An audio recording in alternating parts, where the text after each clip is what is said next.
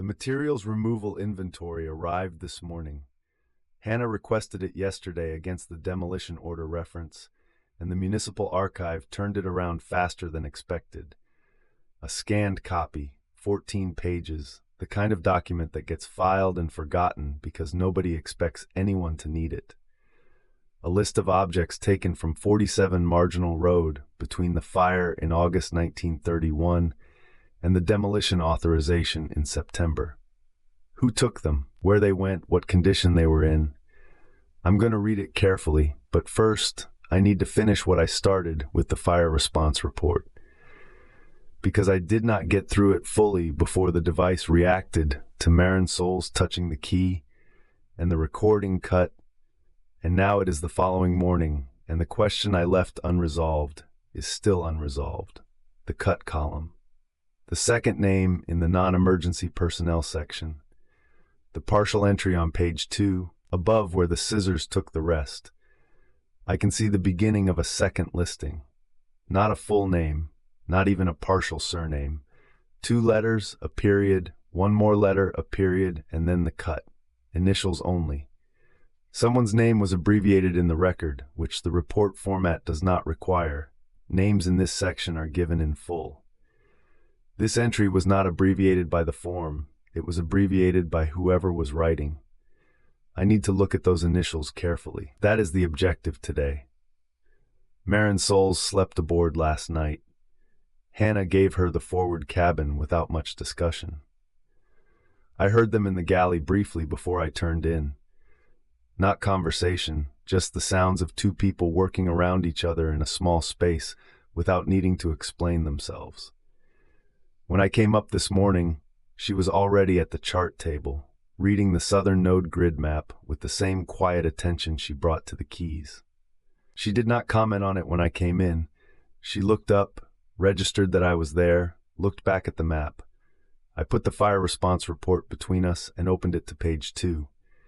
The initials in the partial entry are R and D, R period, D period, and then the cut. 2 initials, deliberate abbreviation, in a document section where every other entry is a full name. I write them down, *D. Hannah, who has come in behind me with the materials inventory, looks at what I've written. She sets the inventory down and picks up the fire report and holds the cut edge up to the porthole light. She is checking the cut line again, the angle of it, whether there is anything in the paper fiber the scan did not capture. She says, the abbreviation was intentional. Before the cut, someone wrote only initials in a full name field, which means whoever filled out this report knew that name would not travel well in full. Either they were protecting the identity or they were recording a name they had only ever known as initials. Those are different situations with different implications. Marin Souls, from the chart table, without looking up. Initials were used in archive-adjacent records when the full name was expected to appear in a linked document. A cross-reference, the initials were a placeholder that pointed somewhere else.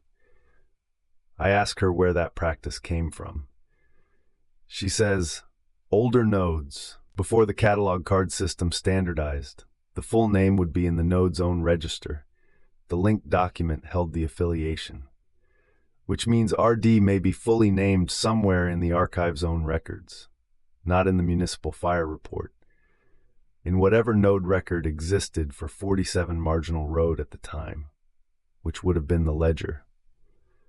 The same ledger where in Season 1 I followed a crescent trail through pages 23, 51, and 79, marks left by an investigator whose initials appeared on a cassette liner, R&D.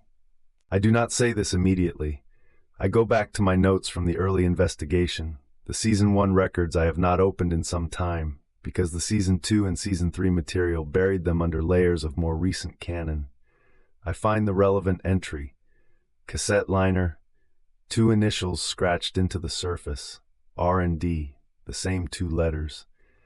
I write in my notes, initials match. That does not mean the person does, because it is important to say that clearly.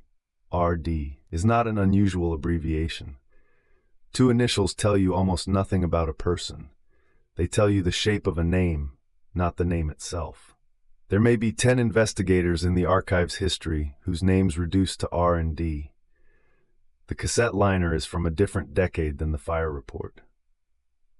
The crescent trail through the ledger was left by someone working the 47 Marginal Road node at an undetermined time. The fire report dates from 1931. These are 3 data points with the same pattern. They are not confirmation, but I feel the weight of them accumulating, which is a different thing from proof, and I'm trying to keep those separate. Hannah is going through the materials removal inventory while I work the fire report. She reads aloud as she finds relevant entries, which is how we process documents when there's more than one thing to cover. Her voice in the background while I work is something I've gotten used to over the course of this investigation. The way she narrates what she finds without editorializing, leaving me to draw implications. She says first 12 pages are furniture, fixtures, and structural salvage, standard demolition recovery, nothing archive related. I keep my eyes on the fire report and say, keep going. She says page 13, materials of archival nature. A pause while she reads. Ledger books 6 volumes. Condition, water damaged. Disposition, municipal storage, reference D7 archive. I look up. 6 ledger volumes from 47 Marginal Road, taken in September 1931 after the fire. The same ledger system I found in Season 1, the one with the crescent trail, the one with Hannah's name crossed out and returned. That ledger, or ledgers like it, were officially inventoried and put in municipal storage. They were not destroyed, they were filed. Hannah says catalog cards approximately 40, condition intact, disposition same reference, D7 archive. I write this down, D7, a municipal archive reference. This may be accessible. She says page 14. Another pause, longer this time. One item listed separately from the main inventory, filed under a different disposition code. She reads it twice before she reads it to me. Object, key, brass, small mechanism, single item, condition intact, disposition, return to registered holder. I stop writing. She looks up from the page. Our eyes meet across the table. A key, single item, brass, small mechanism, the same description as both keys on the table in front of me. Removed from 47 Marginal Road in the 1931 clearance and returned not to the municipal archive but to a registered holder. Someone had a registered claim on a key from that building. The inventory recognized that claim and honored it. O'Connor's notation, returned it. Not enough. He did not return a key to the building. The building was gone. He returned it to the system, to the archive, to the registered process. The inventory logged it, returned to registered holder. The question of who the registered holder was is not answered by this document. The disposition code would have pointed to a name or a catalog reference, and Hannah is reading that section now, and she says, the registered holder field has been redacted, not removed, redacted, official process, a black line over the text, deliberate, official. Someone used the proper process to remove that name from the public record while leaving everything else intact. Marin Souls has come away from the chart table. She is standing near Hannah now, reading over her shoulder the way Hannah reads over mine. She says nothing, but she is reading the disposition section, and her expression has shifted in the small way it shifts when something she already suspected has been confirmed. I ask her, does the registered holder system tell you anything? She says, it tells me the key was claimed by someone the archive recognized, not just someone who showed up, a recognized holder. She pauses. That's a formal classification. It has to be earned. I think about what earning that means in the context of this system. The archive does not issue recognition casually. We have documented enough of its behavior to know that access, registration, and classification all require demonstrated engagement with the material. You are not a registered holder of anything because you want to be. You are a registered holder because the system logged your relationship to an object over time and formalized it, which means whoever claimed that key had a documented history with it. A history the archive tracked, long enough and specific enough that when the 1931 clearance inventory was filed, the disposition system could identify a named holder and direct the key accordingly. O'Connor had been at 47 Marginal Road since 1919, 12 years of documented investigation. If anyone had a recognized holder status on a key to that building, it would be him. His notation, returned it. Not enough, reads differently now. He did not return it informally. He returned it through the archive's own process. The system accepted the return, logged it, filed the disposition, and still whatever he needed it to accomplish did not happen. I think about the second key, the one from the accumulation site drawer, heavier in the blade, stamped with the title shelf mark.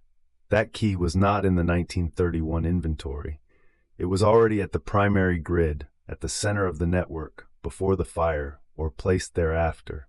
The inventory accounts for one key.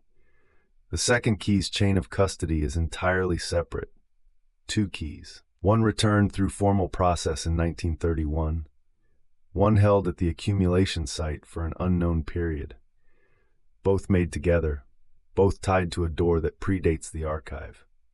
Hannah says, quietly, the registered holder field being redacted means someone later decided that name shouldn't travel.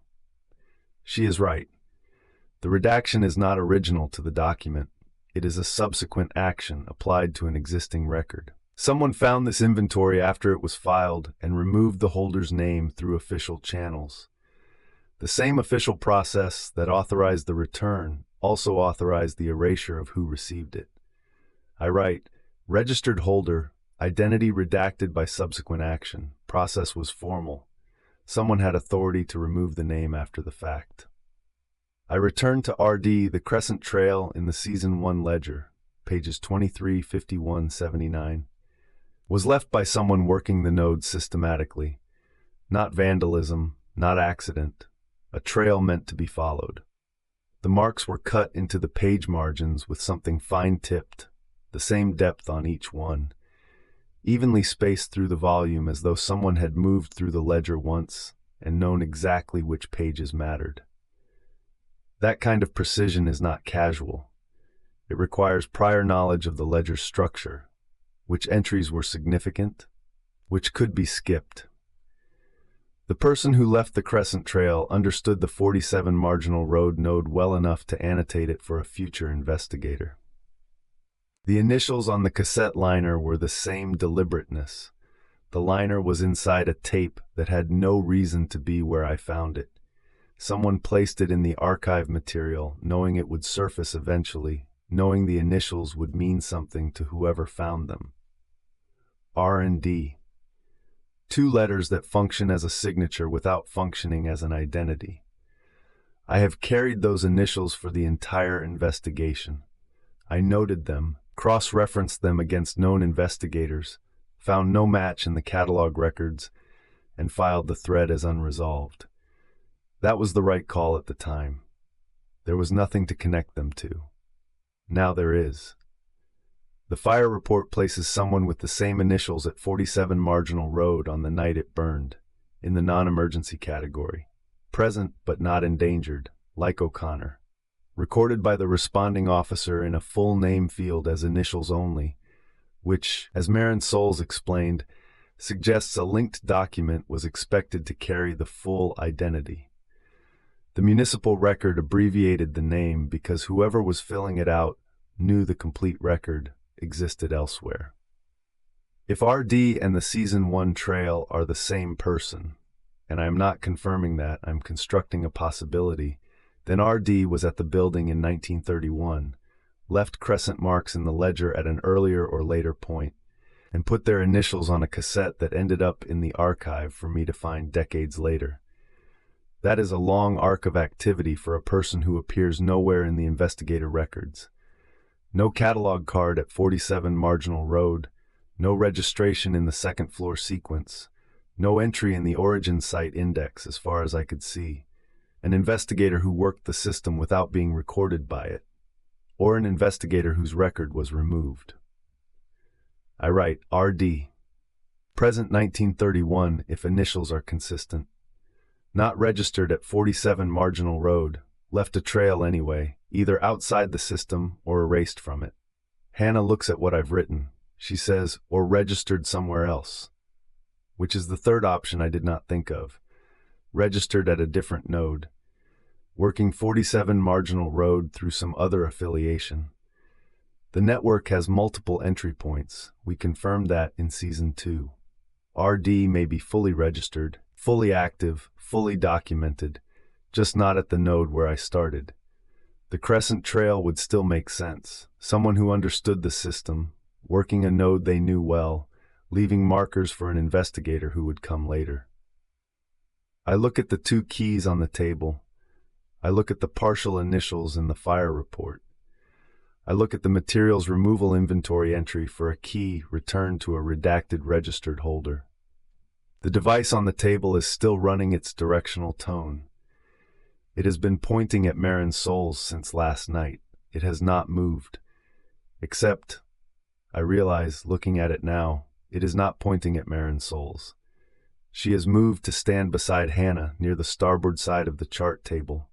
The device is still pointing toward the center of the room, toward the inventory page on the table, toward the entry for the returned key. I watch the device for a moment, making sure I'm reading it correctly. The tone is steady, the direction is fixed, it is pointing at the document, at the redacted name. The tone changes slightly as I watch, not louder, not faster, but denser somehow. A quality I do not have a word for, as if the signal has located something and is now holding it. The device has been directional since it restarted, but this is more specific than direction. This is focus. Hannah has noticed it too. She is very still on the other side of the table watching the device, not the inventory page. Marin Souls is watching the device as well. Nobody speaks. I reach across the table toward the inventory page, and Marin Souls says, quietly and quickly, "Don't touch it yet."